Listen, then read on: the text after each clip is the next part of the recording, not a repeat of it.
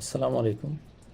Penal কোডের 188 ধারা, যেখানে বলা হয়েছে যে সরকারি জারিকৃত আদেশ আপনি অবমাননা করলেন, আপনি মানলেন না, তাহলে কিন্তু আপনি শাস্তি ভোগ করবেন এই পেনাল কোডের 188 ধারা মোতাবেক। অর্থাৎ এর পূর্বে একটি ধারা পড়া হয়েছে যে 173 ধারা, যেখানে যে সরকারি কোনো আদেশ বা সমন জারি করতে গিয়ে আপনি বাধা সৃষ্টি করেছেন, সেক্ষেত্রে কিন্তু আপনি শাস্তি ভোগ করেছেন। আবার দেখা গেল এখানে আপনি সেই আদেশটি আপনি অলরেডি পেয়েছেন, কিন্তু পাওয়ার পরেও আপনি সেটা কী করলেন, মানলেন না।